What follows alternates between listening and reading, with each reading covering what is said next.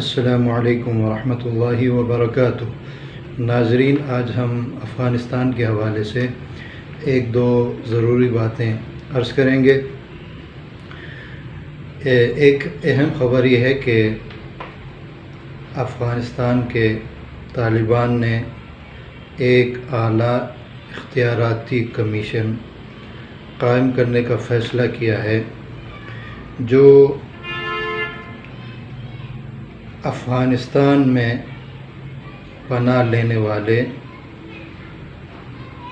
پاکستانی مسلح تنظیموں کے رہنماؤں اور ان کے کارکنوں کی پاکستان واپسی کے لیے کوشش کرے گا۔ یعنی وہ افغانستان میں پناہ لیے ہوئے عسکریت پسندوں اور پاکستانی ریاست کے درمیان مصالحت کا کام کرے گا یہ کمیشن، کیونکہ پاکستان میں جو مختلف آپریشنز ہوئے، فوجی آپریشنز عسکریت پسندوں کے خلاف، اینٹی اسٹیٹ عناصر کے خلاف، تو ان میں سے بہت سے لوگ یہاں سے بھاگ کر افغانستان چلے گئے تھے۔ چونکہ افغانستان میں شورش کی کیفیت تھی اور جہاں شورش ہو وہاں ریاست کی رٹ بھی صحیح معنوں میں برقرار نہیں رہتی، تو ایسے لوگوں کو وہاں چھپ کر رہنے کے مواقع ملے۔ لیکن اب جب وہاں طالبان حکومت بنانے والے ہیں اور افغانستان میں انہیں فتح ملی ہے، تو اب امید یہ ہے کہ وہاں وہ حکومتی رٹ قائم کریں گے اور وہاں امن قائم ہوگا۔ تو ایسے میں اس طرح کے عناصر ان کے لیے بھی مسئلہ پیدا کر سکتے ہیں اور پاکستان کے لیے بھی۔ طالبان چونکہ دوحہ معاہدے کے تحت یہ وعدہ کر چکے ہیں عالمی برادری سے کہ وہ اپنی سرزمین کسی بھی پڑوسی ملک یا کسی تیسرے ملک کے خلاف استعمال ہونے نہیں دیں گے، یعنی وہاں سے کسی اور ملک کے خلاف کوئی تخریبی کارروائی نہیں ہوگی۔ تو گویا طالبان کا یہ اقدام، یہ فیصلہ کمیشن بنانے کا، اس معاہدے پر عمل درآمد کی طرف ایک پیش رفت ہے۔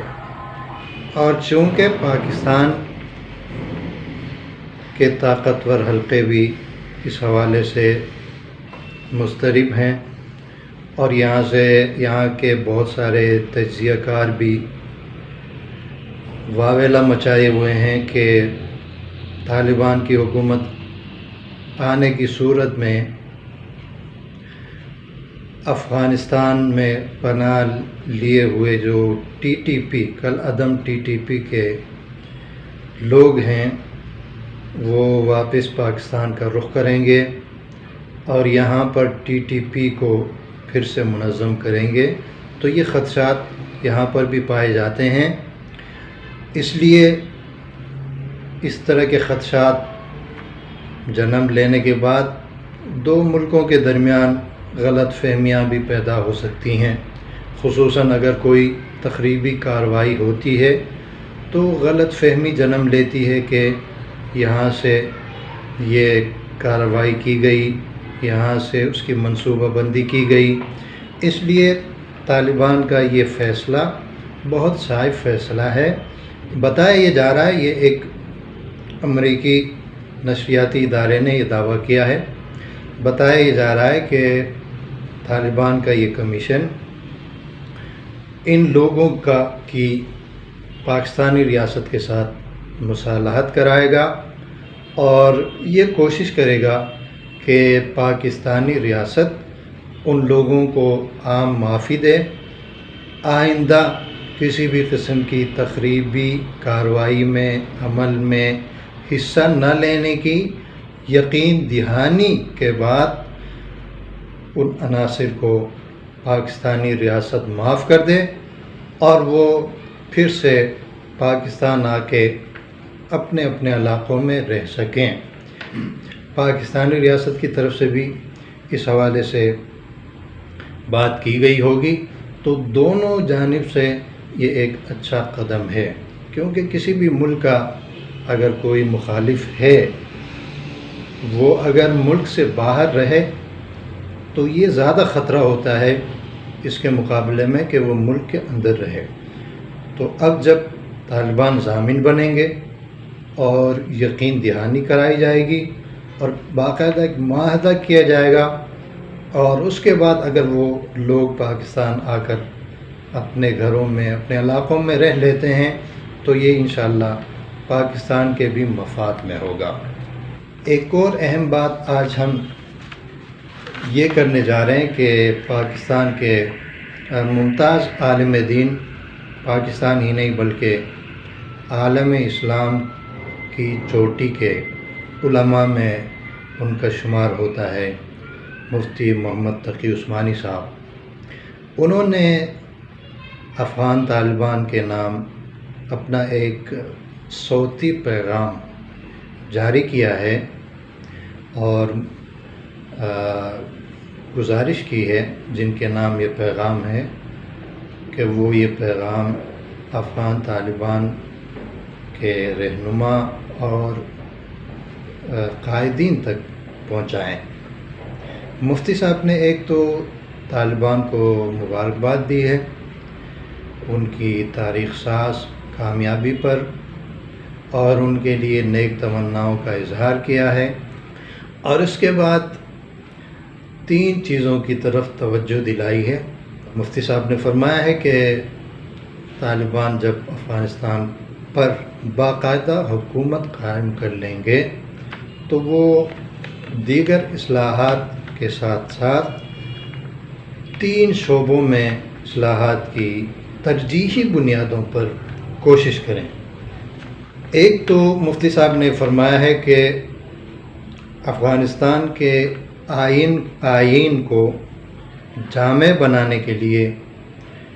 اور اس کو اسلامائز کرنے کے لیے اقدامات کریں۔ مفتی صاحب نے فرمایا افغانستان کا ایک آئین تو ہوگا لیکن اس کو جامع بنانے کے لیے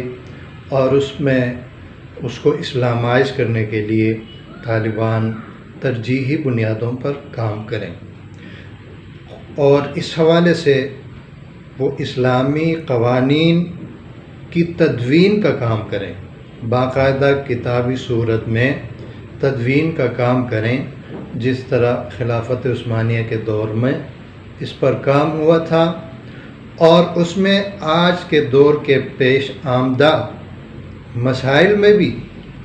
ریاست کی بھی رہنمائی کریں اور مسلمانوں کی بھی رہنمائی کریں، اور جس کے لیے وہ اپنے ملک اور ملک سے باہر جو علماء کرام ہیں، قانون کے ماہرین ہیں، اسلامی قانون کے، اسلامی فقہ کے، ان کی خدمات حاصل کریں اور ایک منظم دستور تشکیل دیں تاکہ افغانستان میں اگر وہ اسلامی نظام نافذ کرتے ہیں، شرعی نظام نافذ کرتے ہیں، تو مستقبل کے لیے بھی ان کے سامنے ایک روڈ میپ ہو۔ دوسری بات مفتی صاحب نے فرمائی ہے کہ تعلیمی اصلاحات پر خصوصی توجہ دیں۔ مفتی صاحب نے فرمایا کہ جو مدارس کا نیٹ ورک وہاں قائم ہے اس کو اسی طرح برقرار رکھیں، ساتھ ساتھ وہاں پر جدید طرز پر جدید اور عصری علوم کے ادارے بھی قائم کریں، معیاری ادارے قائم کریں جہاں اسلامی ماحول میں اور ہماری ثقافت، تہذیب اور روایات کے مطابق نونہالوں کو، جو کہ مستقبل ہیں کسی بھی قوم کا، ان کو معیاری تعلیم فراہم کی جا سکے۔ اور تیسری چیز کی طرف مفتی صاحب نے توجہ جو دلائی ہے وہ ہے معیشت۔ مفتی صاحب نے فرمایا کہ معیشت کو مضبوط کرنے کے لیے اور اس کو اسلامائز کرنے کے لیے کام کریں۔ بینکوں کے نظام کو ظاہر ختم تو نہیں کیا جا سکتا، وہ ایک ضرورت ہے بینک بھی، تو ان کو اسلامائز کرنے کی طرف عملی اقدامات اٹھائیں۔ اور مفتی صاحب نے ان تمام اصلاحات کے حوالے سے طالبان کو یہ پیشکش کی ہے کہ ان 3 چیزوں میں سے کسی بھی شعبے میں اگر ان کی خدمات کی ضرورت پڑ جائے تو وہ بسط خوشی اس کے لیے تیار ہیں۔ تو طالبان کی قیادت کو مفتی صاحب کی ان تجاویز پر غور بھی کرنا چاہیے اور ان کی طرف پیش رفت کے لیے ابھی سے غور و خوض کرنا چاہیے۔ آج کی ویڈیو یہیں پر ختم کر دیتے ہیں۔ زندگی باقی، ملاقات باقی۔ السلام علیکم ورحمۃ اللہ وبرکاتہ۔